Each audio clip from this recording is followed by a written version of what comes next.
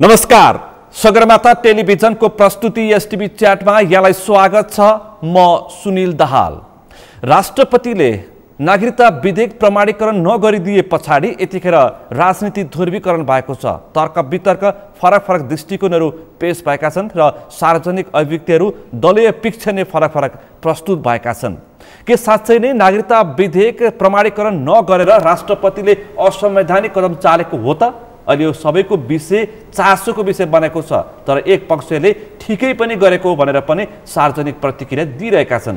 के साँच्चै नै नागरिकता विधेयक पछि सत्ता गठबन्धनले कस्तो कदम चाल्छ, यो विषय पनि सबैको चासोको विषय बनेको छ। किनकि सत्ता गठबन्धन राष्ट्रपतिको कदम पछाडि के गर्ने भनेर छलफलमा जुटेका छन्, तर निष्कर्ष दिन सकिरहेका छैनन्। प्रमुख प्रतिपक्ष नेकपा एमाले राष्ट्रपतिको यो जुन पछिल्लो कदमलाई चाहिँ स्वागत गरेको छ, किनकि राष्ट्रियतासँग लगेर जोडिदिएको छ। उसले संविधान बुझेका र जानेकाले पनि फरक फरक किसिमका टिप्पणीहरू गरिरहेका छन्। कसैले समर्थनको आशय व्यक्त गरेका छन्, कसैले राष्ट्रपतिको असंवैधानिक कदम भनेका छन्। र यसभन्दा अगाडि तत्कालीन प्रधानमन्त्री केपी शर्मा ओलीले प्रस्तुत गरेको अध्यादेश र अहिलेको जुन विधेयकमा के फरक छ, राष्ट्रपतिको जुन आशंका त्यसप्रति केन्द्रित गरेका छन् अर्का थरीले। त्यसकारण समग्र मुलुकका जनताले नागरिकता पाउनुपर्छ। नागरिकता दिएर नागरिक बनाउने होइन कि नागरिकता पाउनलाई नागरिक पाउनेहरूले नागरिकता पाएपछि मात्रै नागरिक हुने हो। अहिले सवाल यहाँनिर छ। आज म यिनै विषयवस्तुमा अत्यन्तै गम्भीरताका साथ छलफल गर्ने प्रयासमा रहेको छु। आजको यो छलफलमा मसँग सहभागी हुनुहुन्छ वरिष्ठ अधिवक्ता डाक्टर सुरेन्द्र भण्डारी। यहाँलाई स्वागत छ। धन्यवाद हजुर। आराम हुनुहुन्छ? ठिक छ हजुर। अब तपाईँले चाहिँ राष्ट्रपतिको कदमलाई स्वागत गर्नुभयो। तपाईँ स्वागत गर्ने कानुन कर्मीहरू पर्नुभयो, राइट होइन? राइट। किन? प्रश्न यहाँ छ। सवाल यहाँबाट म सुरु गर्छु। विषय प्रसङ्ग थुप्रै छ मसँग। धन्यवाद दाल सर। हामीले किन स्वागत गऱ्यौँ भने सबभन्दा पहिला त संविधानको धारा 113 को 4 जसले पढे पनि राष्ट्रपतिले 15 दिनभित्र प्रमाणीकरण गर्नुपर्ने हो नि भन्ने कुरा जसले पनि भन्छ होइन। तर के कुरा भन्दैन र के कुरा विश्लेषण गर्दैन भने त्यो 15 दिनभित्र प्रमाणीकरण गर्नुपर्ने चाहिँ त्यसका केही प्री कन्डिसनहरू छन्, त्यसका पूर्व शर्त छन्। त्यो पूर्व शर्त मध्येको त्यहाँ दुईटा पूर्व शर्त धारा 113 को 4 मा छन्। एउटा पूर्व शर्त राष्ट्रपतिले पठाएको सन्देशमा पुनर्विचार हुनुपर्छ। अर्को सांसदहरूलाई यदि उनीहरू संशोधनको प्रस्ताव राख्न चाहन्छन् भने त्यो अवसर दिनुपर्छ। यी दुईटा यसका प्री कन्डिसन हुन्। फेरि एकपटक डाक्टर साहब, म फेरि यसलाई जनताले बुझ्ने भाषामा है यो विषय अत्यन्तै गम्भीरताका साथ जनताले चासोको साथ हेरेका छन्। हामी यतिखेर प्रत्यक्ष प्रसारणमा छौँ। आम नागरिकको चासोको विषय छ।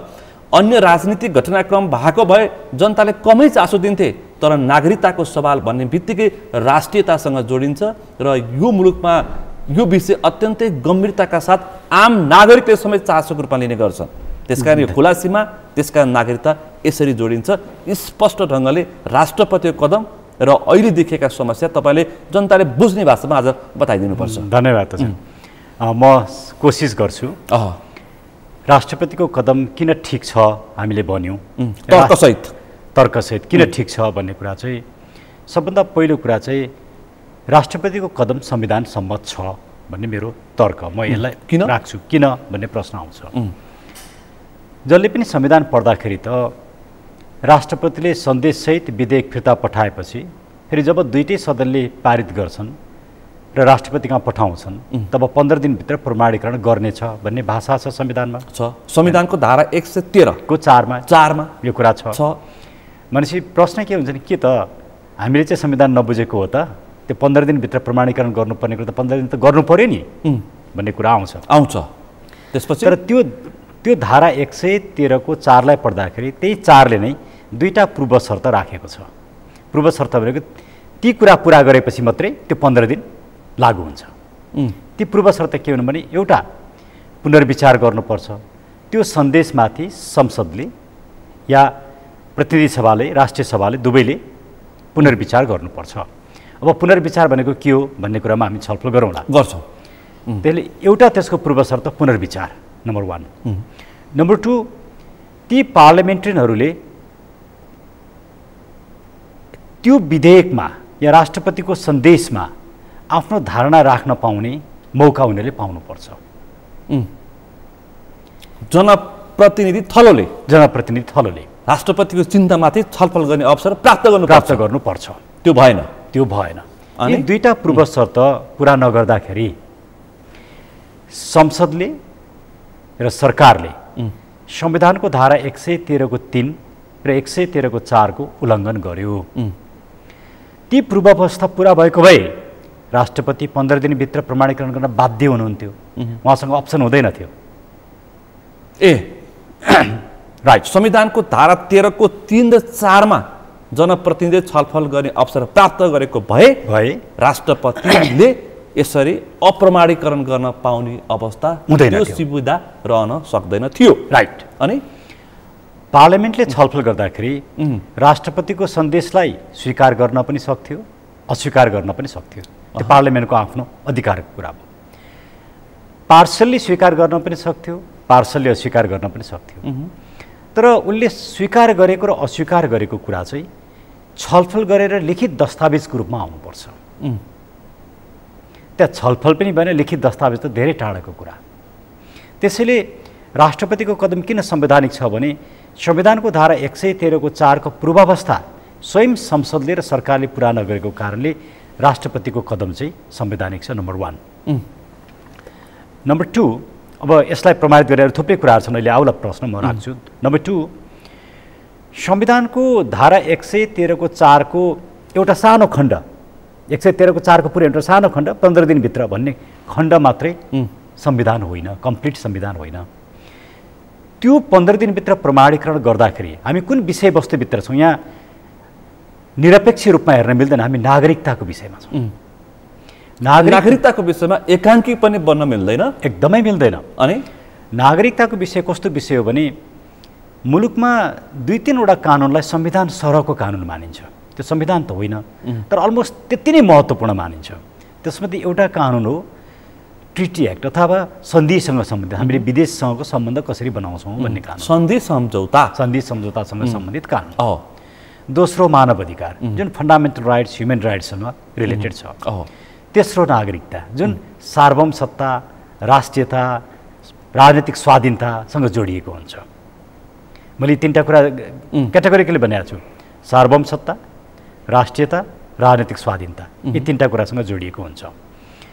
अब यस्तो महत्त्वपूर्ण विषयमा मुलुक कसरी बन्छ? एउटा भूगोल र अर्को जनसङ्ख्या हो। अब यो राष्ट्र निर्माणको विषयमा अहिले यहाँबाट प्रश्न आउँछ। म यो वास्तवमा अहिलेको यो मुलुकमा देखेको समस्या नि पछि छलफल गरौँ, राष्ट्र निर्माणकै समस्या हो। त्यसले मैले दोस्रो तर्क एकैछिन थाती राखेर यसलाई नै टुङ्ग्याउँ। मैले पहिलो तर्क के भने राष्ट्रपतिको कदम धारा 113 को 3 र 4 मुताबिक छ भने मेरो पहिलो तर्क। दोस्रो तर्क मैले के भनिरहेको छु भने धारा 113 को 4 को जुन 15 दिनको कुरा छ त्यसलाई मात्रै प्रयोग गर्नु चाहिँ संविधान सम्मत हुँदैन थियो, किनकि त्यो प्रयोग गर्दाखेरि धारा 1 मा असर पर्थ्यो, धारा 2 मा पर्थ्यो, 3 मा पर्थ्यो, 4 मा पर्थ्यो, 5 मा पर्थ्यो र धारा 61 मा असर पर्थ्यो। त्यो कारणले गर्दाखेरि संविधानलाई समग्र रूपमा बुझ्ने, संविधानलाई बुझ्दाखेरि संविधान र कानुनको बिचमा एउटा फरक हुन्छ। म यहाँलाई संविधान र कानुनमा त स्वाभाविक फरक छ हैन, एउटा निश्चित एउटा महत्त्वपूर्ण फरक छ। जस्तो कुनै एउटा मान्छेले मान्छे मार्यो, एकछिन मानौँ मैले मान्छे मार्नुपर्ने यो कारण थियो, यी कारण थिए भने त्यो कारणले मान्छे मारेको कुरा जस्टिफाई हुँदैन। जसरी प्रचण्डजी भन्नुहुन्छ नि 17,000 हामीले यो कारणले मार्यौँ, राजनीतिक परिवर्तनका लागि मार्यौँ, यहाँ मार्यौँ भन्नुहुन्छ नि, त्यो जस्टिफिकेसन हुँदैन। त्यो इन्टरनेसनल लले पनि दिँदैन, डोमेस्टिक लले पनि दिँदैन। तर संविधान र कानुनमा फरक के हो भने कानुनमा चाहिँ तिमीले गरेको कार्य कानुनले रोक लगाएको छ, तिम्रो जस्टिफिकेसनले काम गर्दैनन्। संविधान चाहिँ त्यसको उद्देश्य के हो, संविधानले परिकल्पना गरेको राज्यको संरचना के हो, संविधानलाई कसरी प्रयोग गर्दाखेरि राज्य संरचना चाहिँ प्रभावकारी हुन सक्छ भन्ने आधारमा संविधानको व्याख्या गरिनुपर्छ। तपाईले नागरिकतालाई सहज बनाएर नागरिकता बाँडेर मुलुकको सार्वभौम सत्ता, राष्ट्रियता र राजनीतिक स्वाधीनतामा असर पर्छ भने यस्तो विषयलाई 15 दिनभित्र पारित गर्नुपर्छ नि भन्ने एउटा टेक्निकल यान्त्रिक शाब्दिक अडानले काम गर्न सक्दैन। त्यसैले संविधान यान्त्रिक विषयवस्तु होइन। यी दुईटा कारणले राष्ट्रपतिले गर्नुभएको कामको संवैधानिकता छ, यो संविधान सम्मत छ, त्यसैले मैले समर्थन गरेको हुँ। अब यसका थुप्रै प्रमाणहरू म दिन सक्छु। जस्तै अब यसमा हामीले दुईटा किसिमले हेरौँ। एउटा कसरी हेऱ्यौँ भने म अब्राहम लिङ्कनको एउटा उदाहरण दिन्छु र जन लकको एउटा उदाहरण दिन्छु। यस्ता समस्या हाम्रो मुलुकमा मात्रै पहिलोचोटि आएका होइनन्। इन्डियाको ज्ञानी जयल सिंहको पनि म उदाहरण दिन्छु। यी तीनटा उदाहरणका आधारमा हेरौँ। जन लकले के भने जब मुलुक नै बचाउनु पर्ने अवस्था आउँछ, सिङ्गो मुलुकको रक्षा गर्नुपर्ने अवस्था आउँछ, तब कुनै कानुनको एउटा दफा, एउटा उपदफा या कुनै सानो प्रावधानलाई लागू गर्नै पर्छ भन्ने अवस्था हुँदैन। यदि त्यो लागू गर्दा मुलुक सङ्कटमा पर्छ, मुलुकको स्वाधीनतामा प्रश्न उठ्छ भने त्यस्तो अवस्थामा त्यो धारालाई निष्क्रिय पनि बनाउन सकिन्छ भने जन लकको इन्टरप्रिटेसन, जसका आधारमा हामी सिङ्गो डेमोक्रेसीको कुरा गर्छौँ। तपाईँले भन्न खोजेको संविधानमाथि कि मुलुकमाथि? एक्ज्याक्टली। फेरि अहिले नेपालमा त्यो प्रश्न होइन, किन राष्ट्रपतिले गरेको काम संविधान सम्मतै छ, तर कसैले संविधान सम्मत छैन भनेर भन्छन् भने पनि भनिरहेछन् होइन। भनेको त्यो तर्क ठिक छैन, त्यसको म खण्डन गर्छु। कसरी? अघि मैले दुईटा तर्क भने नि, त्यस आधारमा तर एकछिन मानौँ उहाँहरूकै तर्कमै जाने प्रवेश गर्नु। अब आउँछु म।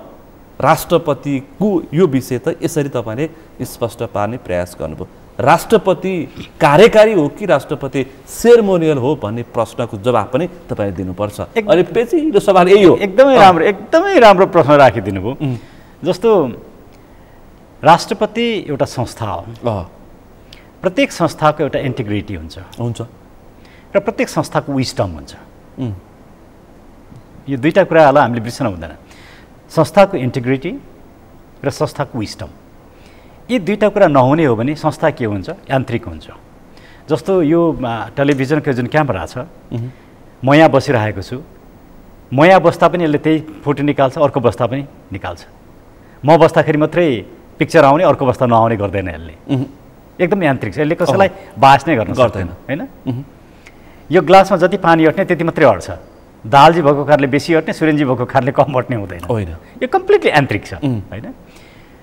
त्यो विस्डम र इन्टिग्रिटी भएको कारणले कुनै पनि संस्था यान्त्रिक हुँदैन। यान्त्रिक नहुनुको अर्थ के हो भने त्यसैले हामीले हेड अफ द स्टेट नेपालको सन्दर्भ मात्रै होइन, मैले अघि ज्ञानी जयल सिंहको त्यही कारणले यहाँ कुरो ल्याइरहेको छु। हेड अफ द स्टेटको संस्था चाहिँ कस्तो हो भने दुईटा किसिमका हेड अफ द स्टेट हामीले व्यवस्था गऱ्यौँ दुनियाँमा। एउटा active head of the state जो सक्रिय छ। अहिले अब संविधानभन्दा माथिको हेड अफ द स्टेट अहिले दुनियाँमा धेरै कम छन्, त्यसको परिकल्पना हामी नगरौँ छैन। तर संविधानभित्रकै हेड अफ द स्टेट दुई किसिमका छन्। एउटा संविधान अन्तर्गत नै हो राष्ट्रपति, एउटा एक्टिभ, अर्को चाहिँ प्यासिभ। त्यो प्यासिभ संस्था भनेको अहिलेको हाम्रो नेपालको राष्ट्रपतिको संस्था भनेको प्यासिभ संस्था हो। तर त्यो प्यासिभ भन्नुको अर्थ विस्डम नै नभएको, निष्क्रिय चाहिँ हो कि होइन? निष्क्रिय नै हो। प्यासिभ भनेको निष्क्रिय नै हो, निष्क्रिय संस्था हो। तर निष्क्रिय भनेको काम नगर्ने, यान्त्रिक होइन। यो संस्थाका दुईटा भूमिका छन् संविधानत। एउटा यसको प्रमुख कर्तव्य छ धारा 61 अन्तर्गत। त्यो प्रमुख कर्तव्य भने चाहिँ मुलुक र संविधानलाई बचाउनु चाहिँ उसको प्रमुख कर्तव्य हो त्यो संस्थाको। त्यो 61 अन्तर्गतको काम गर्नका लागि उसले आफ्नो विस्डम प्रयोग गर्ने हो, आफ्नो इन्टिग्रिटी प्रयोग गर्ने हो। अर्को छ उसको कर्तव्य। त्यो कर्तव्य भनेको या त कुनै राज्यका कुनै संस्थाहरूले रेकमेन्डेसन गरेर उसले त्यो काम गर्छ। यदि कुनै संस्थाले रेकमेन्ड गर्दैन भने क्याबिनेटको रेकमेन्डेसन मात्रै काम गर्नुपर्छ, मन्त्री परिषदको निर्णयमा काम गर्नुपर्छ, लागू गर्नुपर्छ। अब यहाँनिर हामीले एकदम बुझ्नुपर्ने कुरा, यो नेपालको सन्दर्भ मात्र, भारतमा पनि त्यही हो, अरू अन्त पनि त्यही हो।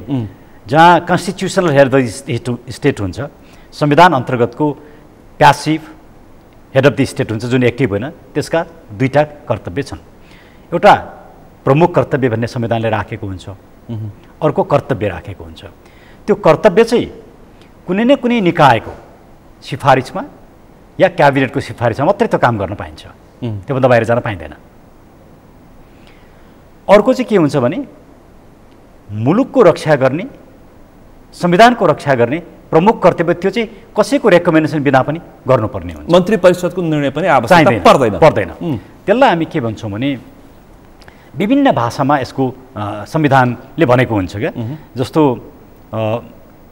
म यहाँलाई दुई चारवटा कुरा राख्छु। एउटा चाहिँ के भनिन्छ भने प्रेसिडेन्सियल प्रेरोगेटिभ्स भनिन्छ, कसैले यसलाई प्रेसिडेन्सियल प्रिभिलेज भनेर भन्छन्, कसैले यसलाई प्रेसिडेन्सियल विस्डम भन्छन्, कसैले प्रेसिडेन्सियल इनहेरेन्ट राइट्स भन्छन्, कसैले इम्प्लाइड राइट्स भन्छन्। विभिन्न शब्दमा व्याख्या गरिएको छ हैन। तर जे भने पनि त्यो के हो भन्दाखेरि त्यो संस्थाको प्रमुख कर्तव्य उसले पुरा गर्ने क्रममा उसले सधैँ त्यो कुरा इन्भोक गर्दैन, विशेष समयमा गर्छ। अब नागरिकताको जुन महत्त्व छ यसका दुईटा पाटोबाट हेर्नुपर्छ। एउटा नागरिकता पाउनुपर्ने व्यक्तिले नागरिकता पाउनबाट वञ्चित हुनु हुँदैन, तर विदेशीले नागरिकता पाएर हामीले सार्वभौम सत्तामाथि नै चुनौती सिर्जना गर्न पनि हुँदैन। राष्ट्रपतिको सन्देशमा यो कुरा क्लियरली आएको छ, प्रष्ट रूपमा आएको छ। तर राष्ट्रपतिको यो सन्देश संसदमा छलफलै भएन। अब म सन्देशको बिचमा आउँछु। मैले यहाँनिर हजुरलाई भनेको कुरा के हो भने यो कन्टेक्स्टमा राष्ट्रपतिको भूमिका चाहिँ के होइन भने एउटा त्यो मेसिन मात्रै होइन, त्यो पशुपतिको मूर्ति होइन, या कुनै मन्दिरको मूर्ति होइन जो बोल्न पनि सक्दैन, केही पनि गर्दैन। हामीले चढाएको प्रसाद उसले खाँदा पनि खाँदैन, दुध हामी राख्छौँ त्यो पनि उसले पिउँदैन होइन, त्यो केही पनि नगर्ने होइन। त्यसले विस्डम प्रयोग गर्छ क्रिटिकल अवस्थामा जब उसले आफ्नो प्रमुख कर्तव्य प्रयोग गर्छ। यस सन्दर्भमा राष्ट्रपतिले आफ्नो प्रमुख कर्तव्य धारा 61(3) प्रयोग गर्नुभयो। त्यो प्रयोग गर्दाखेरि राष्ट्रपतिले मुलुकको हितमा गर्नुभएको हो कि होइन त भन्ने जब सन्दर्भ आउँछ उहाँको 8 पृष्ठ लामो सन्देश पढ्नुपर्छ। त्यो नपढिकन छलफलमा जान सकिँदैन। अब मैले यसलाई यतिमा टुङ्ग्याएर अर्को प्रसङ्ग म केमा आउँछु भने अब राष्ट्रपतिले खेलेको यो भूमिकाको आफ्नो ठाउँमा छ। जब राष्ट्रपतिले सन्देश संसदमा पठाउनु भयो त्यो सन्देशको विषयमा चाहिँ के हुनु पर्थ्यो त? त्यो सन्देश के हो? हाम्रो संविधानले परिकल्पना गरेको सन्देश के हो? किनकि सन्देश त संविधानको धारा 113(3) अन्तर्गतको हो होइन। अब यो विषयमा इन्डियामा पनि यस्तै एउटा घटना घट्यो 1961मा। यस्तै घटना भयो। जस्तै त्यहाँ घटना के भयो भने केरलाको एउटा एग्रेरियन बिल, कृषिसँग सम्बन्धित एउटा विधेयक त्यहाँको स्टेट लेजिस्लेचरले पास गर्यो। गभर्नरकामा पास गर्न पठायो प्रमाणीकरण गर्न। गभर्नरले प्रमाणीकरण गरेनन्, गभर्नरले राष्ट्रपति कहाँ पठाए। राष्ट्रपतिले सन्देशसहित स्टेट लेजिस्लेचरमा पठाइदिए। अब स्टेट लेजिस्लेचरमा पठाइसके पछाडि त्यो सन्देशको विषयमा के गर्नुपर्छ त स्टेट लेजिस्लेचरले, विधायिकाले भन्ने विषय उठेर अदालतमा यो विषय पुग्यो र अदालतले केही सिद्धान्तहरू स्थापित गर्यो। अदालतले के सिद्धान्त स्थापित गर्यो भने राष्ट्रपतिले सन्देश पठाइसके पछाडि त्यो सन्देशको विषयमा विधायिकाहरूले एक्टिभ माइन्ड अप्लाई गरेर छलफल गर्नुपर्छ। लुक एट हियर, महत्त्वपूर्ण विषय। एक्टिभ माइन्ड प्रयोग गर्नुपर्छ। छलफल गरे जस्तो पनि होइन, छलफल नगर्ने पनि होइन, त्यसको विरोध गर्ने पनि होइन, अभोइड गर्ने पनि होइन। तपाईँ त्यस विषयमा केन्द्रित भएर विहङ्गम रूपमा छलफल गर्नुपर्छ। विषय गम्भीर छ, विषय गम्भीर छ, गम्भीरताका साथ छलफल हुनु पर्यो। तपाईँको माइन्ड अप्लाई हुनु पर्यो। त्यो माइन्ड अप्लाई हुनुको अर्थ के हो भने तपाईँ कसैबाट निर्देशित भएर होइन, कसैले तपाईँलाई आदेश दिएर होइन, तपाईँलाई हुइप लगाएर होइन, तपाईँले आफ्नो स्वविवेक र बुद्धिमत्ता प्रयोग गरेर छलफल गर्नुपर्छ भनेको हो। एउटा सिद्धान्त उनीहरूले स्थापित गरे। दोस्रो के भने यसरी छलफल गरिसके पछाडि त्यो दस्तावेजसहित के छलफल गरियो र के निष्कर्ष निकालियो राष्ट्रपतिकामा गभर्नरका पठाउनुपर्छ। किनकि त्यो जान्ने अधिकार, सन्देश पठाइसकेपछि मेरो सन्देशमा के भयो त?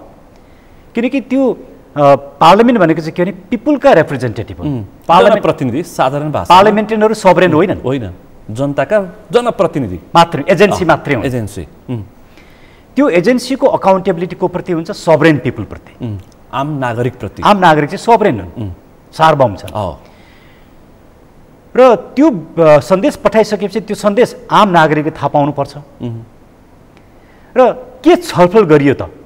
त्यो पिपुलले छलफल गरेको, संसदमा छलफल हुनु भनेको पिपुलले छलफल गरे हो, त्यो सांसदले मात्रै छलफल गरेको होइन। किनकि त्यहाँ पिपुलको भावना प्रतिनिधित्व हुन्छ, त्यो general will of the people represent गर्नुपर्छ। त्यसमा तपाईँले फ्रड गर्न पाउनुहुन्न, जालझेल गर्न पाउनुहुन्न, छलछाम गर्न पाउनुहुन्न, धोका दिन पाउनुहुन्न पिपललाई, बेइमानी गर्न पाइएन। यी सिद्धान्त स्थापित भयो। अब नेपालको सन्दर्भमा अब आउँछ। यहाँनिर मेरो प्रश्न के भन्दाखेरि यदि राष्ट्र प्रमुख निष्पक्ष भएको हैसियतमा यो लागू हुन्छ, तर सन्दर्भ यहाँ के छ भन्दाखेरि तत्कालीन प्रधानमन्त्री केपी शर्मा ओलीले ल्याएको अध्यादेश जुन छ, मैले थाहा छ त्यो अध्यादेश छ, राष्ट्रपतिले पारित गरिदिनु भयो। जुन अध्यादेश यो तत्कालीन प्रधानमन्त्री केपी शर्मा ओलीले 2078 जेठ 8 मा प्रतिनिधि सभाको दोस्रो विघटन र अर्को दिन अध्यादेश, त्यो अध्यादेश चाहिँ राष्ट्रपतिले रात नबित्दै, रात म्याचोड नहुँदै जस्ताको तस्तै पारित गर्ने। अहिले चाहिँ फेरि अर्को गठबन्धनको सरकारले ल्याएको विधेयकमा चाहिँ किन अङ्कुश लगाउने? अब जवाफ यहाँनिर एकदमै राम्रो प्रश्न। हामीले यहाँ संविधानलाई बुझ्नु पर्यो, राजनीतिलाई मात्रै बुझेर पुग्दैन। निष्पक्ष अहिले हामीले छलफल गरेको यदि राष्ट्र प्रमुख निष्पक्ष भएको हैसियतमा, अब चाहिँ यहाँ म यही शब्दमा आउँछु, निष्पक्षतामाथि प्रश्न उठेको छ, म यही शब्दमा आउँछु। संविधानको धारा 114ले अध्यादेशको बारेमा व्यवस्था गरेको छ र अध्यादेश सरकारले लिएर गइसके पछाडि, अध्यादेश पार्लियामेन्ट नभएको बेलामा लगिन्छ, अध्यादेश लिएर गइसके पछाडि त्यसमा राष्ट्रपतिले यो म प्रमाणीकरण गर्दिनँ, म पारित गर्दिनँ, म फिर्ता पठाउँछु भन्न पाइँदैन, किनकि संविधानले त्यो छुट दिएन राष्ट्रपतिलाई, छैन। त्यही कारणले गर्दाखेरि हो त्यो नागरिकता विधेयक प्रधानमन्त्री ओलीले लान हुँदैन थियो, त्यसको हामीले विरोध गरेका हौँ, हामीले त्यो बेला पनि विरोध गरेका छौँ। अध्यादेशको हो तत्कालीन प्रधानमन्त्री केपी शर्मा ओलीले प्रस्तुत गरेको अध्यादेशमा त्यस बेला पनि हामीले विरोधै गरेका छौँ, विरोध भएको। उसले लानै हुँदैन थियो, उहाँले ओलीजीले लगिसकेपछि राष्ट्रपतिसँग दायाँ बायाँ गर्ने ठाउँ संविधानले दिँदैन। उहाँले जुन त्यसलाई अप्रुभ गरिदिनु भयो त्यो संविधान सम्मत थियो, तर त्यो नागरिकता विधेयक राष्ट्र विरोधी थियो। त्यो अध्यादेश मार्फत प्रस्तुत भएको नागरिकता विधेयक त्यो अध्यादेश राष्ट्र विरोधी थियो, तर उहाँसँग पारित गर्नुको विकल्प थिएन। अब मानौँ अहिले एक मिनट, अहिले त अब यो विधेयक त अहिलेको शेरबहादुर देउपाको सरकार, अहिलेको पार्लियामेन्टले लिएर गएको विधेयक त अब सिद्धिया छैन, पछि गयो, अहिले मानव एकछिन सिद्धियो, सिद्धिएको छ। अनि प्रक्रिया पनि अब मानव शेरबहादुर देउपाले त्यही विधेयकलाई अध्यादेशको रूपमा लिएर गए राष्ट्रपतिमा, आजै राष्ट्रपतिले दायाँ बायाँ गर्न मिल्दैन, पारित गर्नुपर्छ। त्यहाँ आउँदैछ हो होइन, दलहरू त्यो तयारी गर्दैछन्। अब त्यो गरे भने राष्ट्रपतिसँग अर्को विकल्प छैन, पास गर्नुपर्छ, बाध्यात्मक अवस्था छ। त्यहाँ राष्ट्रपतिले आफ्नो विवेक प्रयोग गर्न पाउनुहुन्न, यो उहाँको कर्तव्यभित्र पर्छ, किनकि धारा 114ले उहाँलाई दायाँ बायाँ जाने ठाउँ दिएको छैन, संविधानले किटान गरिदिएको छ। तर उहाँले पारित गरिदिनु भयो, अध्यादेशलाई अप्रुभ गरिदिनु भने त्यो राष्ट्र विरोधी काम चाहिँ हुन्छ। फेरि त्यो त राजनीतिक फन्डामेन्ट, त्यसको जिम्मेवारी चाहिँ क्याबिनेटले प्रधानमन्त्रीले लिनुपर्छ। आज म तपाईँसँग एउटा संवैधानिक प्रक्रिया अन्तर्गत छलफल र अर्को राजनीतिक दाउपेचको छलफल, दुई तरिका, अनि त्यसलाई जोडेर जनताले भनेको आम नागरिकको चासो नागरिकतामाथि राष्ट्रियताको विषय। अब हामी यतिखेर चाहिँ संविधान अन्तर्गत नै छौँ भनेपछि अब यदि गठबन्धनले अध्यादेश मार्फत फेरि राष्ट्रपति भवन पठायो भनेदेखि अब राष्ट्रपतिले पारित गर्नुपर्छ, उहाँसँग विकल्प छैन, उहाँले गर्नुपर्छ होइन। तर यहाँनिर प्रश्न, अहिले हामी त्यहाँ नजाउँ, यो चाहिँ परिकल्पना भयो, किनकि मलाई लाग्छ गठबन्धनले यो काम गरेर गठबन्धन आउँदो इलेक्सनमा निर्मम रूपमा पराजित हुने र बेइज्जती सामना गर्ने सोच राख्छ जस्तो मलाई लाग्दैन। डाक्टर साहब, यता तुसको राजनीति भइसक्यो। एक मिनट हजुर, हामी अहिले राजनीतिभन्दा संविधानभित्रै छिरौँ। अब राष्ट्रपतिले जुन नागरिकता विधेयक सन्देशसहित संसदमा प्रतिनिधि सभामा पठाउनु भयो, प्रतिनिधि सभामा पठाइसके पछाडि जुन दिन पठाउनु भयो त्यो पठाएको कुरा संसदमा नपढिकन त सार्वजनिक हुँदैन, कसैलाई पनि थाहा हुँदैन। तर त्यो पढ्दै नपढिकन राष्ट्रपतिको विरुद्धमा गाली गलौज सुरु भयो र के भन्यो भने हामी जस्ताको तस्तै पास गरेर देखाउँछौँ, राइट। गठबन्धनका शीर्ष नेताले बालुवाटारमा प्रधानमन्त्री सहितको गठबन्धनले बोल्यो, बैठक पछिका गठबन्धनका प्रमुख नेताले बोले, पार्लिमेन्टेरियनहरूले बोले, नेताहरूले सबैले बोले। बोले, अहिले पनि अब यहाँनिर एउटा गम्भीर संवैधानिक प्रश्न छ। के छ भन्नुहोस् त? हाम्रो यो संसदीय प्रणालीमा राष्ट्रपतिका प्रत्येक कदमको जिम्मेवारी चाहिँ कसले लिनुपर्छ? प्रधानमन्त्री, सरकारले, प्रधानमन्त्रीले। प्रधानमन्त्री कहिले पनि राष्ट्रपतिसँग असहमत हुन पाउँदैनन्। राष्ट्रपति र प्रधानमन्त्रीको बिचमा कहिल्यै पनि असहमति हुँदैन। त्यो भयो भने पनि त्यसलाई के भनिन्छ? प्रिभिलेज कम्युनिकेसन भनिन्छ। त्यो आन्तरिक रूपमै राख्नुपर्छ, बाहिर देखाउन हुँदैन। तर प्रधानमन्त्री शेरबहादुर देउपा नेपालै एउटा यस्तो मुलुक भयो, राष्ट्रपतिको विरुद्धमा प्रधानमन्त्री वक्तव्यबाजी गर्ने, मिडियामा गालीगलौज गर्ने। शेरबहादुर देउपाको यो काम भनेको होल कन्स्टिट्युसनको अगेन्स्टमा छ, पार्लियामेन्ट्री डेमोक्रेसीको अगेन्स्टमा छ। उहाँले यो गर्न साथ उहाँको कन्स्टिट्युसनल एउटा जिम्मेवारी के हुन्थ्यो? उहाँले राजीनामा दिनु पर्थ्यो। राजीनामा प्रधानमन्त्री शेरबहादुर देउपाले राजीनामा प्रधानमन्त्रीले दिने कि राष्ट्रपतिले दिने? कि त राष्ट्रपतिमाथि महाभियोग लाउनु पर्यो। कुरा त्यो पनि उठिरहेछ होइन? तर राष्ट्रपतिले गरेको यो काम महाभियोग लाग्ने काम होइन। जसले उहाँले मुलुकको हितमा काम गर्नुभएको छ, यो विषय र महाभियोग लाग्ने या यसमा पनि महाभियोग लाउँछु भन्ने त्योभन्दा दुराग्रह, कन्स्टिट्युसनप्रतिको दुराग्रह अरू केही पनि हुँदैन। तर राष्ट्रपतिले गरेका कामको जिम्मेवारी नलिने प्रधानमन्त्रीले राजीनामा दिनुपर्छ। यो संसदीय अभ्यास हो। राष्ट्रपतिले गरेको कामको जिम्मेवारी नलिने कार्यकारीको हैसियतमा मुलुकको संविधान अनुसार त्यो जिम्मेवारी नलिने प्रधानमन्त्री शेरबहादुर देउवाले राजीनामा दिनुपर्थ्यो। अब हिजो मात्रै उहाँहरूले के गर्नुभयो? गठबन्धनले फेरि वक्तव्य निकाल्नुभयो, प्रेस रिलिज गर्नुभयो, राष्ट्रपतिको कदमको विरोध गर्नुभयो। योभन्दा अर्को प्रक्रिया, अर्को कदम के हुन्छ भनेर कानुन बुझेका ठुला बडा कानुनविदहरूसँग पनि छलफल गर्नुभयो। अब को ठुला बडा त्यो मलाई थाहा छैन भनिएका, तर मैले बुझेको संविधान, मैले बुझेको कानुन यदि निष्पक्ष भएर कुरा गर्ने नि यही हो। म त्यसमा आउँछु। भनेपछि म यहाँ एउटा प्रधानमन्त्रीले राजीनामा दिनुपर्थ्यो, राष्ट्रपतिले यो विषय राष्ट्रपतिले राजीनामा दिनुपर्ने विषय होइन। तर राष्ट्रपतिसँग तीनटा विकल्प थिए। कुन? एउटा विकल्प के थियो भने राष्ट्रपतिले प्रमाणीकरण गरिदिने, जेसुकै होस् म प्रमाणीकरण गर्छु भनेर उहाँले प्रमाणीकरण गरेको भए त्यो उहाँको आफ्नो कुरा हो। प्रमाणीकरण गर्दा नागरिकता विधेयक ऐन बन्थ्यो, त्यो ऐन राष्ट्रहित विपरीत हुन्थ्यो। तर राष्ट्रपतिको कदम के हुन्थ्यो? संविधान सम्मत नै हुन्थ्यो। उहाँले प्रमाणीकरण नगर्ने अर्को उहाँको विकल्प थियो। दोस्रो विकल्प अहिले उहाँले दोस्रो विकल्प रोज्नुभयो। अब दोस्रो विकल्प पनि संविधान सम्मत नै छ। तेस्रो विकल्प म प्रमाणीकरण गर्दिनँ, तर म राजीनामा दिन्छु। त्यो सम्भावना छ? त्यो सम्भावना हट्यो, किनकि उहाँले राजीनामा दिनु भएन नि। अझै पनि अब त अहिले राजीनामा दिने सम्भावना छैन। तर राजीनामा दिएर समस्याको समाधान हुँदैन थियो, किनकि उहाँले विधेयक उप सन्देश संसदमा पठाइसके पछाडि त्यो राष्ट्रपतिको मात्रै नै पिपुलको लेजिटिमेट एक्सपेक्टेसन, वैधानिक अपेक्षा के हुन्छ भने त्यो सन्देशको विषयमा संसदमा छलफल होस्। नम्बर 1, संसदले कम्तीमा पनि एउटा पार्लियामेन्ट्री डेमोक्रेसीको कल्चर के हो भने राष्ट्रपतिलाई धन्यवाद भन्नुपर्छ। तपाईँले सन्देश पठाउनु भयो, त्यसको लागि धन्यवाद। त्यसमा सहमत हुन सक्छ, असहमत हुन त्यो फरक कुरा हो। हाम्रो पार्लियामेन्टले त धन्यवाद, थ्याङ्क्ससम्म पनि भनेन। कस्तो कल्चर!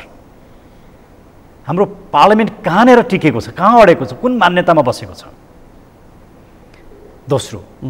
तेस्रो उहाँले के विषय उठाउनु भएको थियो भन्ने कुरा नागरिकको लागि सार्वजनिक गर्नुपर्छ कि पर्दैन? 15वटा विषय उहाँले बुदागत रूपमा राख्नु भएको छ।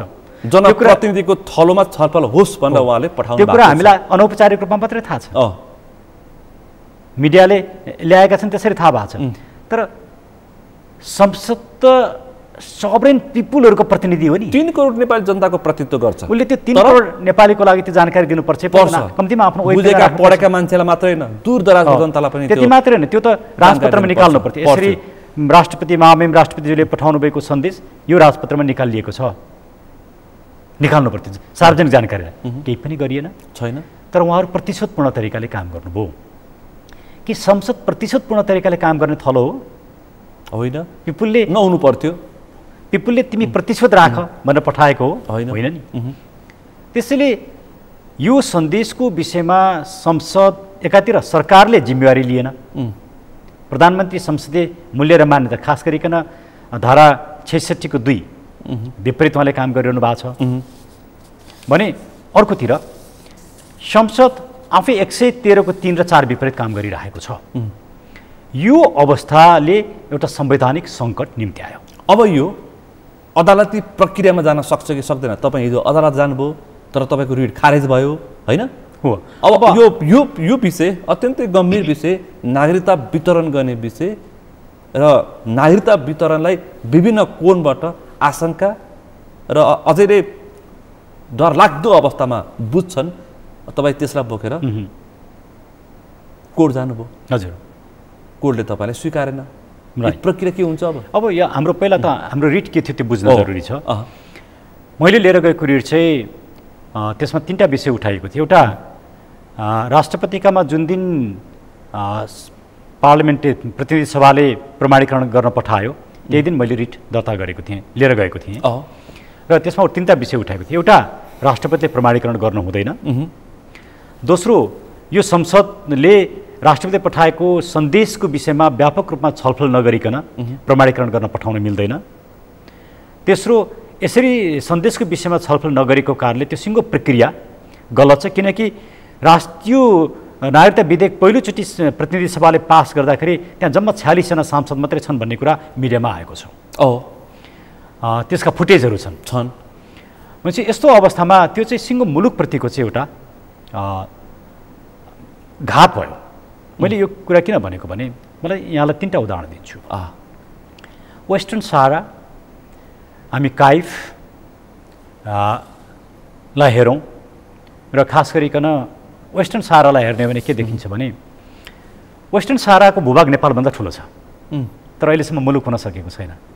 किन छिमेकी 2टा राष्ट्रले यति धेरै त्यहाँ आफ्ना मानिस पठाएका छन् कि उनीहरूको अहिले बाहुल्यता छ र उनीहरू सबैसँग आइडेन्टिटी कार्ड छ र भोलि त्यहाँ रेफरेन्डम, युनाइटेड नेसन रेफरेन्डम होस् भन्ने चाहन्छ।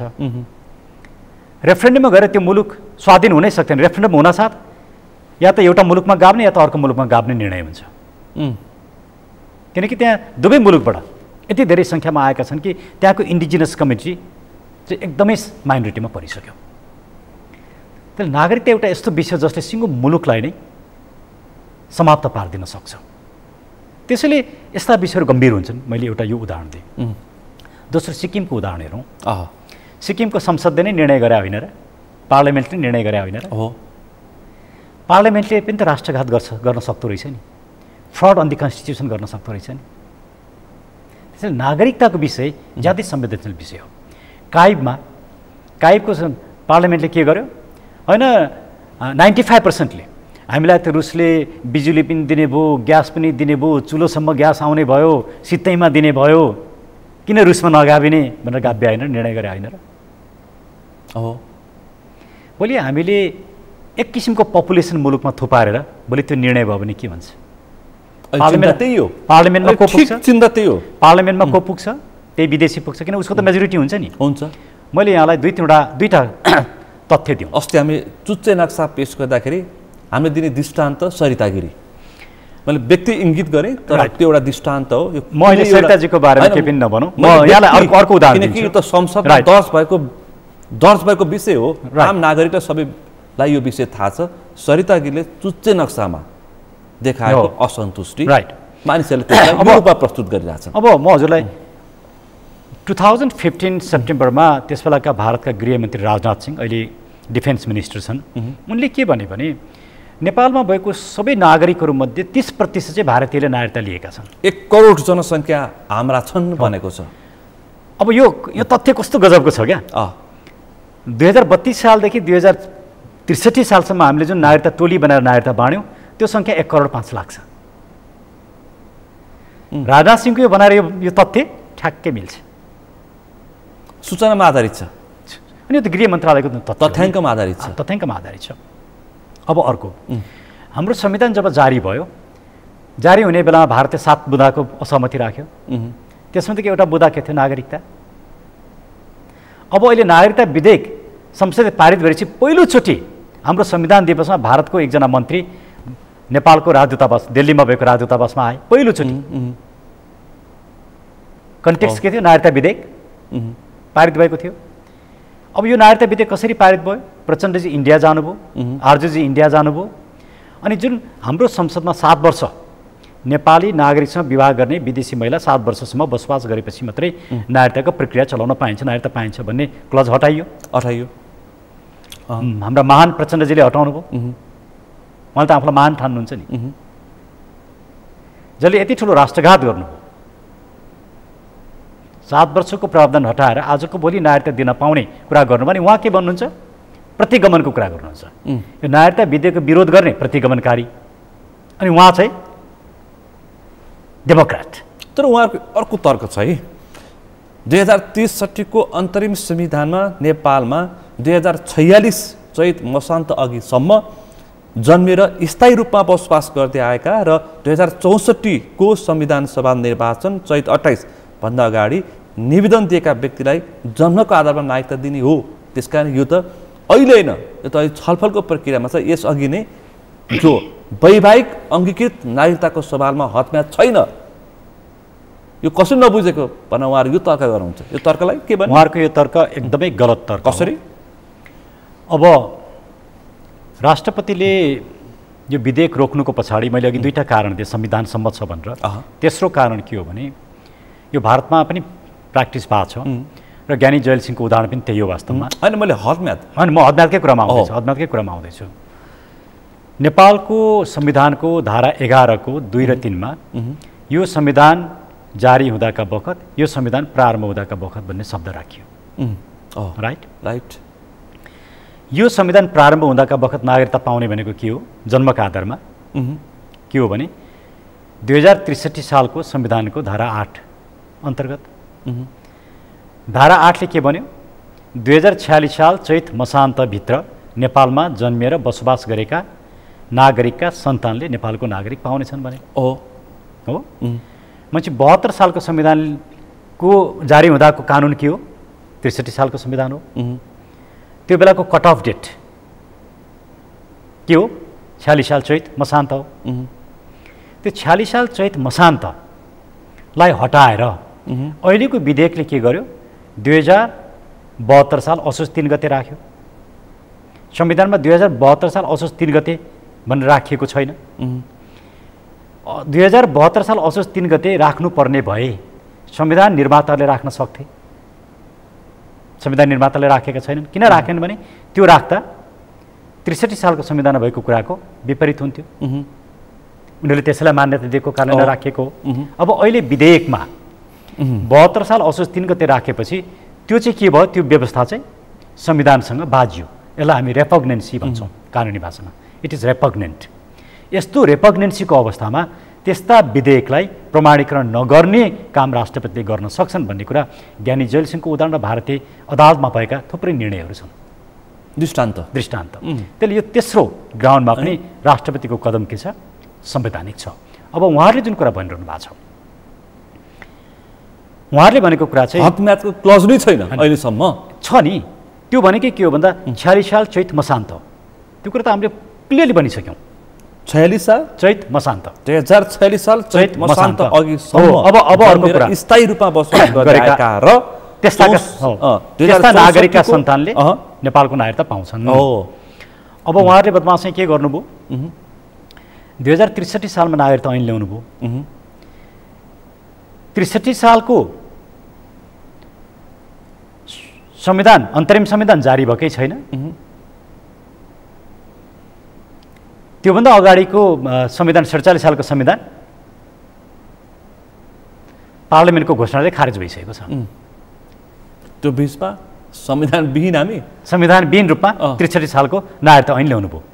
अनि त्यो ल्याएर के गर्नु? संविधानविहीन भएको अवस्थामा हो नागरिकता ऐन आयो। यति गम्भीर काम उहाँहरूले गर्नुभएको छ राष्ट्रघात।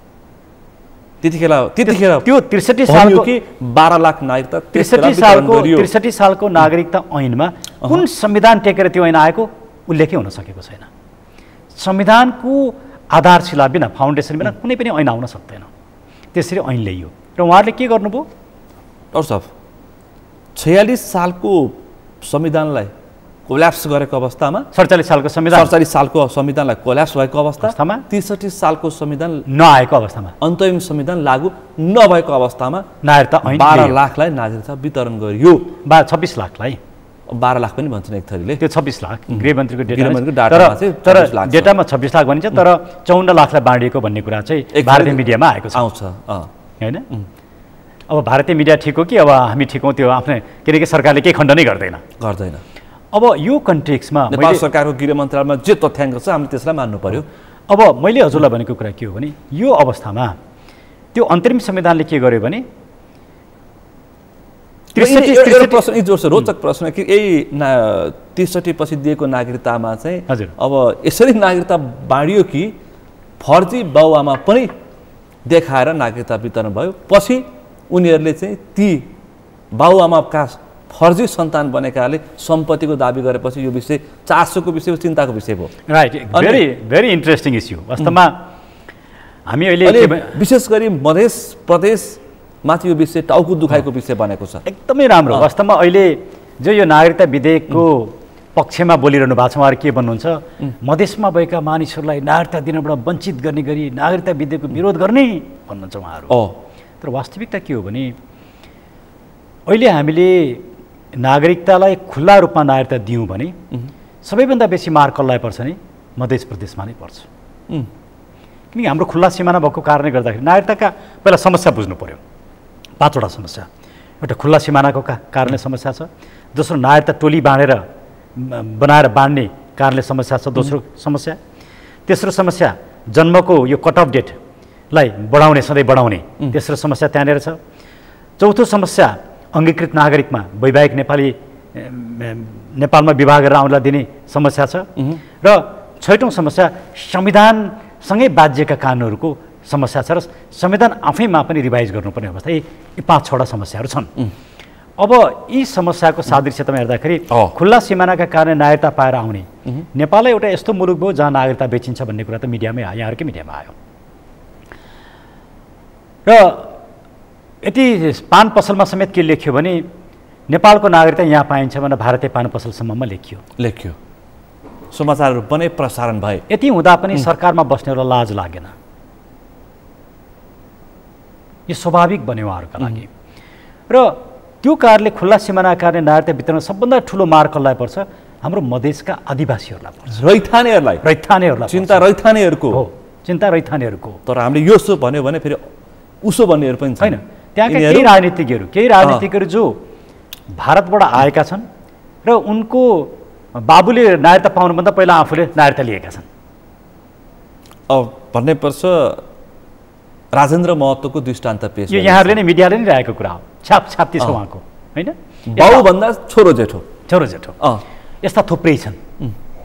कतिसम्म छन् भने नेपाली नागरिकसँग इन्डियन चेलीले बिहे गरेकी छिन् अनि उनले आफ्नो भाइलाई आफ्नो बहिनीलाई कक्कललाई पनि अनि ल्याएर आफ्नो ससुराको छोराछोरी बनाएर नागरिकता दिएका छन्। भर्खरै एउटा गृह मन्त्रालयमा एउटा खारेज भएको छ भर्खरै त्यो केस वास्ता मैले अगाडि बढाएको केस हो। यो किसिमले नागरिकताको सबभन्दा ठुलो प्रेसर र हाम्रा रैथाने नेपालीहरूलाई विस्थापित गर्ने काम चाहिँ यो नागरिकताको कारणले हुन्छ।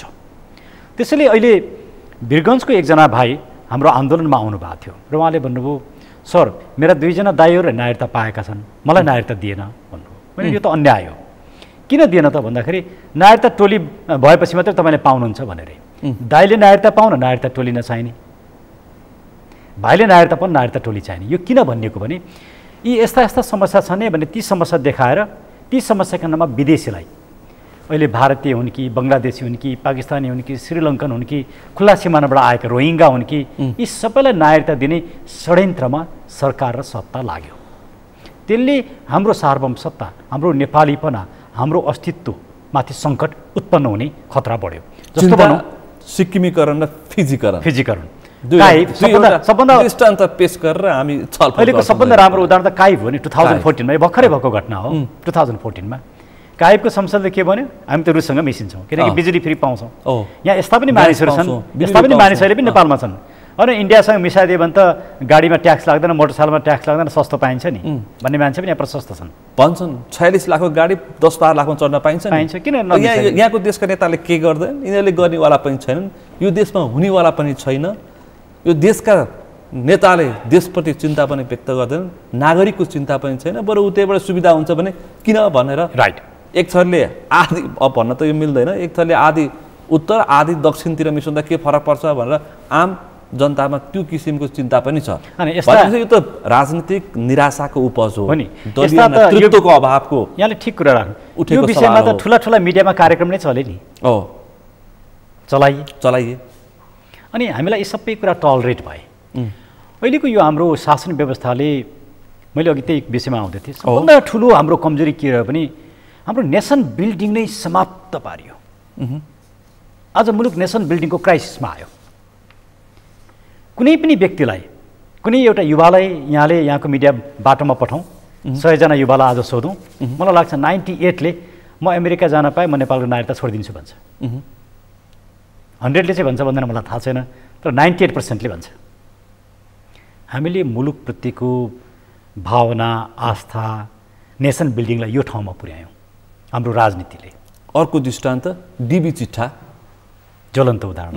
योभन्दा बढी दृष्टान्त हामीले अरू पेश गर्नै पर्दैन। अब यस्तो मुलुकमा नागरिकले विदेशीलाई नागरिकता दिएर के हुन्छ र फलानलाई नागरिकता दिएर के, नागरिकमा एकदमै कस्तो छ नि पेसिमिजम, निराशा, उसलाई केही असर गरिरहेको छैन। उसले यो परिणाम बुझ्न सकिरहेको छैन। यो किनभने यो सत्ताले डेलिभरेटली नागरिकलाई त्यो निराशामा पुर्यायो, त्यो निराशामा धकेल्यो र नेसन बिल्डिङ हुन दिएन। आज नेसन बिल्डिङ क्राइसिसमा छ, आज राष्ट्रियता क्राइसिसमा छ, आज मुलुक क्राइसिसमा छ। हेरौँ न, मुलुकको ब्याज 18% पुर्याइएको छ। हामी एक ठाउँ मात्रै क्राइसिसमा छैनौँ, मल्टिपल ठाउँमा, प्रत्येक क्षेत्रमा समस्या छ। कार्यपालिका, अघि यहाँले कार्यपालिका, न्यायपालिका, व्यवस्थापिका, सबतिर समस्या। 3 अङ्ग होइन मुलुक चल्ने। हो, यसको हालत देखियो नि त अस्ति न्यायपालिकामा छरपष्ट। राइट। के बाँकी रह्यो? अब केही बाँकी छैन। आम नागरिकको अन्तिम सत्य न्यायालय कस्तो रहेछ अथवा आम नागरिकले थाहा पाए, सामान्य नागरिकले नि थाहा पाए कि अब न्याय चाहिँ किनेपछि मात्र पाइँदो रहेछ। यसरी निष्कर्ष निकाले। अब यस्तो देशको हामी नागरिक, एकदमै यो विदारक कुरा हो। जस्तो डेमोक्रेसीमा के भनिन्छ भने कार्यपालिका र व्यवस्थापिकाले गल्ती गरे भने पनि न्यायपालिका ठिक भएसम्म ती गल्तीहरू सुधार्न सकिन्छ, किनकि संविधानको व्याख्याता त न्यायपालिका हो नि। हो, देखियो यस्तो। हिजो मात्रै हाम्रै मुद्दामा सर्वोच्च अदालतमा अनिल सिन्हाजीकोमा परेको थियो, राम्रो न्यायाधीश हो। मैले एकदमै मैले मात्र सबैले प्रशंसा गर्ने, उहाँको इन्टिग्रिटीमा कसैले क्वेसन उठाउन सक्दैन, व्यक्तिगत बाहेक। व्यक्तिगत पारिवारिक कुराहरू प्रत्येक मान्छेका आफ्ना कुराहरू हुन्छन्, त्यसलाई सामाजिक विषय बनाउनु हुँदैन होइन।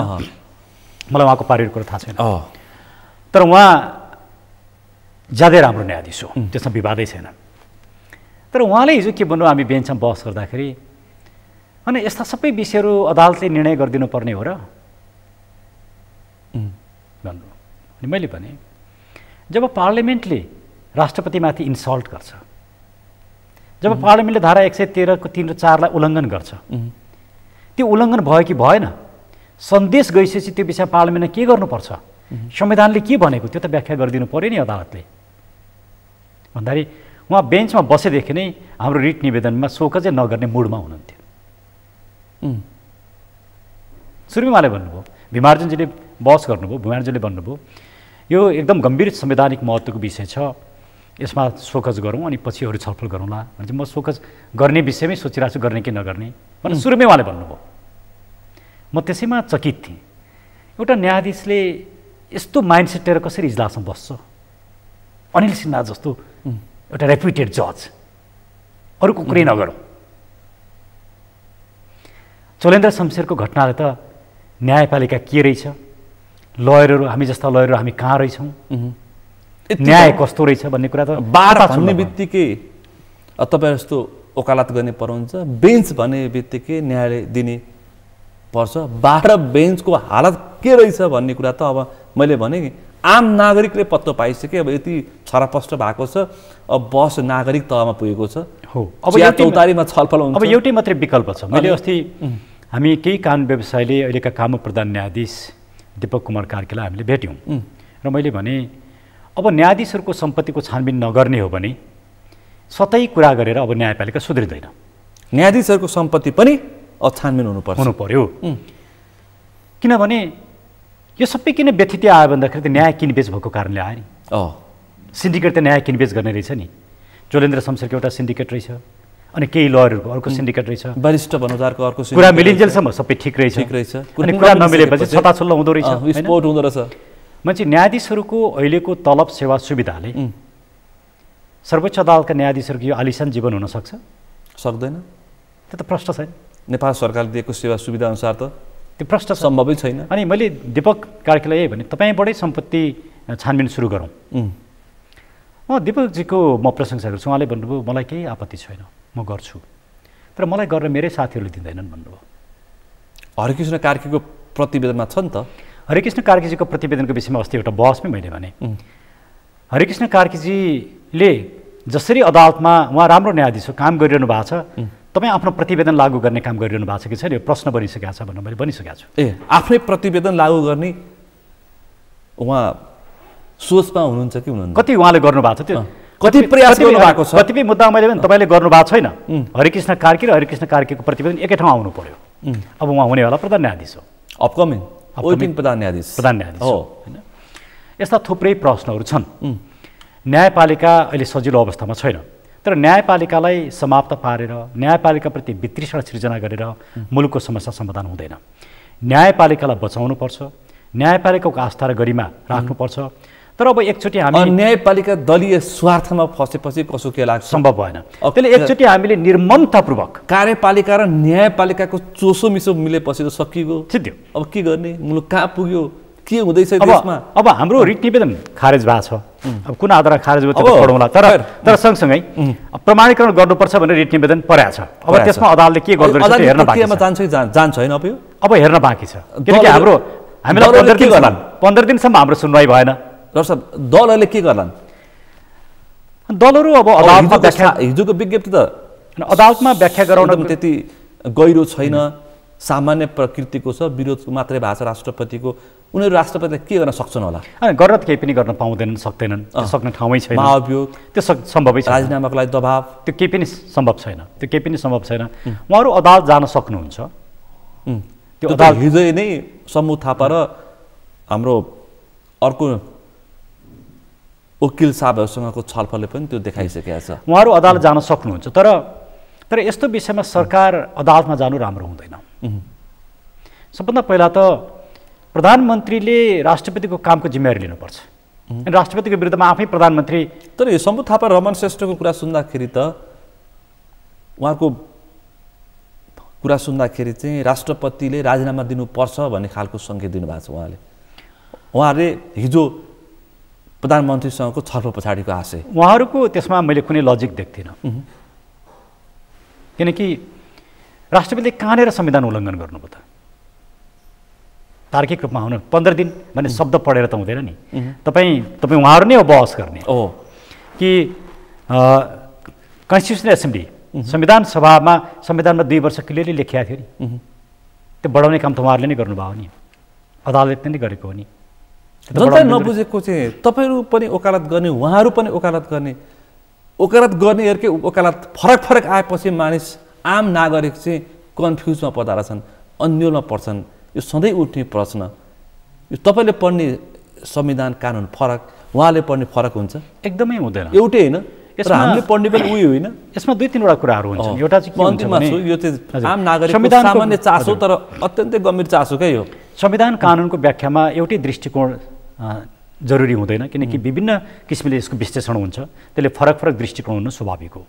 तर त्यो फरक दृष्टिकोणलाई वस्तुगत रूपमा सिद्धान्तगत आधारमा समाधान गर्ने काम न्यायपालिकाको हो। न्यायपालिका आफै विभाजित भएपछि यस्ता समस्याहरू चर्को बन्छन्। अहिले न्यायपालिका आफै विभाजित अवस्थामा छ। मैले विभाजित भनेको के भने एउटा सेट अफ प्रिन्सिपललाई आत्मसात गर्न सकेको छैन। कहीँ के भन्छ, कहीँ के भन्छ, कहीँ के भन्छ। यसमा कुनै एउटा स्ट्यान्ड र अब्जेक्टिभिटी नै देखाउन मानिसहरू कन्फ्युज भयो, अन्योलमा परे। अन्योल त्यो काम न्यायपालिकाको कारणले भयो। लयरहरूले त्यसका विभिन्न पर्सपेक्टिभबाट अल्टरनेटिभ्सहरू दिन्छन्, विभिन्न व्याख्या गर्छन्, त्यसका पोसिबिलिटिजहरू राख्छन्, आफू अनुकूल हुन्छ कहिलेकाहीँ त। र समस्या चाहिँ त्यहाँनिर भयो, राजनीतिक स्वार्थ अनुकूल संविधानको व्याख्या र प्रयोग गर्ने जुन कसरत भइराखेको छ त्यसले समस्या सिर्जना गर्यो। राजनीतिक पृष्ठभूमि बोकेका, राजनीतिक निकट भएकाले एक थरी गर्छन्, नभएकाले अर्को थरी गर्छन्, अर्को कतैबाट अलिकता। म एउटा यहाँलाई इन्ट्रेस्टिङ कुरा भनिदिउँ। ल भन्नुहोस् त। गणतन्त्रको सबभन्दा ठुलो संस्था के हो? राष्ट्रपति। राष्ट्रपति नहुनासाथ गणतन्त्र हुँदैन। तपाईँले त्यही राष्ट्रपतिको संस्थालाई समाप्त पार्ने, त्यसलाई क्रियाशील हुन नदिने, त्यसलाई प्रयोजनविहीन बनाउने काम कसले गरिरहेछन्? अहिले यही गठबन्धन र सत्तामा बस्नेले गरे। हिजो यो कुरा उठेको थियो। यो कुरा उठ्दाखेरि चाहिँ 64मा रूपमान्द कटुवालको केस हो होइन, त्यो दृष्टान्त पनि पेश भएको थियो। त्यतिखेर माओवादीका अध्यक्षले रूपमान्द कटुवाललाई प्रधान सेनापति हटाउने निर्णय गर्नुभयो। त्यस पछाडि तत्कालीन राष्ट्र प्रमुख डाक्टर रामवरण यादवले त्यसलाई अस्वीकार गर्नु। अब अहिले रामवरणजीले जे कुरा बोलिरहनु भएको छ, अर्कै बोलिरहनु भएको छ। उहाँ आफैले जे गर्नुभयो त्यसको विपरीत बोलिरहनु भएको छ। हो, उहाँले रूपमान्द कटुवालकोमा सरकारले दिएको रेकमेन्डेसनभन्दा विपरीत काम गर्नुभयो। त्यो कुरा अदालतमा उठ्यो। वास्तवमा उहाँको यो प्राइमेरी ड्युटीभित्रको कुरा होइन, ड्युटीभित्रको कुरा थियो, उहाँले गर्न पाउनुहुन्न थियो। उहाँले चाहिँ त्यो काम गर्दा हुने र अहिले राष्ट्रपतिले प्राइमेरी ड्युटी इन्भोक गर्दाखेरि चाहिँ नहुने जसरी उहाँ व्याख्या गरिरहन्छ, उहाँले एकदमै गलत इन्टरप्रिटेसन गरिरहनु भएको छ। आफ्नो जुन मर्यादा र ओहदा छ त्यसलाई उहाँले हुच्याउने, घटाउने काम गरिरहनु भएको छ। भनेपछि पूर्व राष्ट्र प्रमुखले पनि राजनैतिक दबावमा प्रभावमा बोलिरहनु भएको छ। किनकि उहाँ संविधान जारी गर्ने बेलामा पनि संविधान जारी गर्ने बेलामै उहाँ रिलक्टेन्ट हुनुहुन्थ्यो नि। संविधान जारी गर्ने बेलामै उहाँ रिलक्टेन्ट हुनुहुन्थ्यो। कति समय पछाडि आउनुभयो होइन? त्यो किनभने अब यसमा तपाईँले कुनै दिन सूर्य ढुङ्गेलसँग अन्तर्वार्ता गर्नुहोस्। त्यो दौरानमा सूर्य ढुङ्गेल कतिचोटि इन्डिया पुग्नु भएको थियो संविधान जारी गर्ने बेलामा, उहाँले के कुरा गर्नुभएको थियो, के दबाब आएका थिए, सूर्य ढुङ्गेलजीले बताउनु होला। उहाँ निष्पक्ष हुनुभयो भने नेपालको संविधान जारी हुँदाखेरि कति दबाब प्रभाव थियो रामवरणजीले पनि भन्नुभएको छ, उहाँले आफैले पनि भन्नुभएको छ, थुप्रै नेताले भन्नुभएको छ। अब हाम्रो बिचमा अहिले हुनुहुन्न सुशील कोइरालाले समेत भन्नुभएको छ। एक्ज्याक्टली, ज्यानलाई जोखिम राखेर मैले संविधान जारी गरेको हुँ भन्नुभएको छ उहाँले। त्यसैले अहिले रामवरणजीले आफ्नो जुन एउटा महत्त्व र गरिमा थियो त्यसलाई घटाउने काम गर्नुभएको छ। राष्ट्रपतिलाई कन्ट्रोभर्सीमा पार्ने काम कसैले पनि गर्नु हुँदैन। सिङ्गो गठबन्धन सत्ताले राष्ट्रपतिलाई कन्ट्रोभर्सीमा पार्ने काम जुन गरिरहेछन्, अहिले इलेक्सनमा मुलुक गइसकेको छ। इलेक्सन पछाडि आउने पार्लियामेन्टले जस्तो नागरिकता ऐन कानुन बनाइहाल्छ, छलफल गर्दा पनि हुन्छ नि। 2 महिनाको लागि यत्रो कन्ट्रोभर्सी सृजना गर्ने। मङ्सिर 4 को निर्वाचन एक थरीले मध्य प्रदेश अथवा अरू केही प्रदेशको मतको दाउपेच गर्दैछन्, एक थरले राष्ट्रियताको विषय जोडेर अर्को मतको दाउपेच गर्दैछन्। यो नितान्त नागरिकतामाथि राजनीतिकरण भयो डाक्टर साहब। यसमा राजनीतिकरण गर्नु हुँदैन। नागरिकताको विषय, मुलुकको विषय, यो राजनीतिको विषय होइन। हाम्रो पनि नागरिकता दिएर नागरिक बनाउने होइन कि नागरिकलाई नागरिकता दिएर नागरिक बनाउने भनेर हाम्रो बहस सुरु हुनुपर्छ। एक्ज्याक्टली। आज यही छलफललाई यसकै आधारमा मैले टुङ्गेँ। यो समय र समाजलाई आभार व्यक्त गर्न चाहन्छु। यहाँलाई पनि धेरै धेरै धन्यवाद दाल सर। आज हामीले विशेष गरी नागरिकता विधेयकमाथि उठेको सवाल, राष्ट्रपतिको कदम र सत्ता गठबन्धनको प्रतिक्रिया, प्रमुख प्रतिपक्षको प्रतिक्रिया, यिनै विषयवस्तुमा केन्द्रित र आम नागरिकले अत्यन्तै गम्भीरताका साथ, चासोको साथ हेरेको यो नागरिकता विधेयकमाथि केन्द्रित भएर छलफल गऱ्यौँ। आजको यो छलफलमा मसँग सहभागी हुनुहुन्थ्यो वरिष्ठ अधिवक्ता डाक्टर सुरेन्द्र भण्डारी। आजको विषय प्रसङ्ग यति नै। भोलि अर्को विषय प्रसङ्गका साथ एसटिभी च्याट ल्याउने वाचा गर्दै म सुनिल दाहाल पनि बिदा चाहन्छु। सगरमाथा टेलिभिजन हेर्दै गर्नुहोला। नमस्कार।